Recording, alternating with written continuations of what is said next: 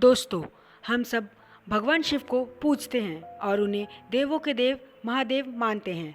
जिस प्रकार इस ब्रह्मांड का ना कोई अंत है और ना कोई छोर और ना कोई शुरुआत, उसी प्रकार भगवान शिव भी अनादि हैं। कैलाश पर्वत को भगवान शिव का निवास स्थान माना जाता है। यहीं पर देवी सती के शरीर का दायां हाथ गिरा था।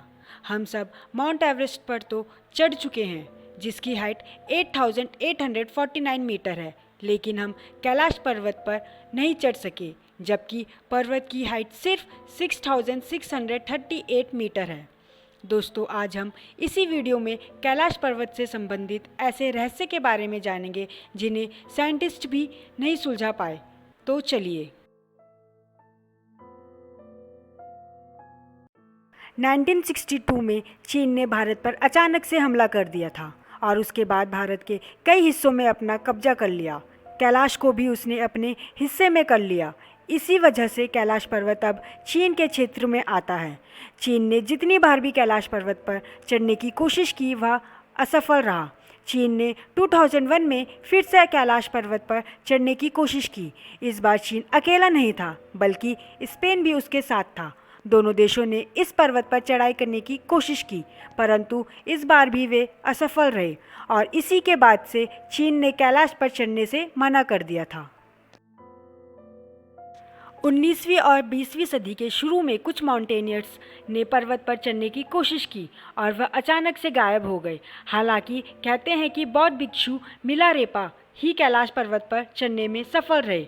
वह इस पवित्र रहस्यमयी पर्वत पर जाकर जिंदा वापस लौटने वाले दुनिया के पहले इंसान थे। कहा जाता है कि जिसने कभी भी कोई पाप नहीं किया हो, केवल वही कैलाश पर्वत पर चढ़ सकता है।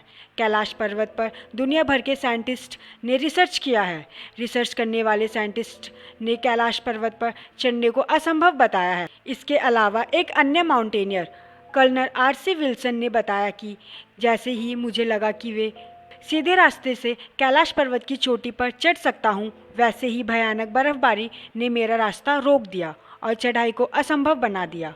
उन्होंने एक इंटरव्यू में बताया है कि जैसे मुझे चढ़ने का रास्ता मिलता है, तब अचानक से भयानक बर्फबारी होने लगती है और वे रास्ता ही बंद हो जाता है। अभी तक कैलाश पर्वत पर कोई नहीं चढ़ सका है। दोस्तों, यह दावा किया गया है कि कैलाश पर्वत के ऊपर 7 तरह की रोशनी आसमान में चमकती हुई देखी गई है। नासा के साइंटिस्ट का मानना है कि ऐसा यहाँ मैग्नेटिक फील्ड के कारण होता होगा। कैलाश पर्वत और मानसरोवर झील के क्षेत्र में निरंतर ओम और डमरू के बजने जैसी आवाज़ आती है। साइंटिस्ट मानते हैं कि यहाँ बर्फ़ के पिघलने की भी आवाज़ हो सकती है। चलिए मान लेते हैं कि इन सभी के पीछे शायद यह कारण हो सकता है, लेकिन आश्चर्य की बात है कि इस पूरे पर्वत पर प्राकृतिक तौर पर ओम की आकृति बनी हुई है। यह आकृति यहाँ हर साल पड़ने वाली बर्फ़ से बनती है, लेकिन इस साल तो गजब ही हो गया। ऐसा आज तक नहीं हुआ था कि पर्वत में ओम की आकृति में बर्फ़ नहीं गिरी हो, पर इस बार ऐसा ही देखने को मिला। अब इस चीज़ के पीछे ग्लोबल वार्मिंग है या कुछ और, ये कह पाना थोड़ा मुश्किल है। ये थे कुछ कैलाश पर्वत से जुड़ी बातें। वीडियो अच्छी लगी हो तो लाइक एंड चैनल को सब्सक्राइब करना ना भूलेगा। मिलते हैं नेक्स्ट वीडियो में। Thank you.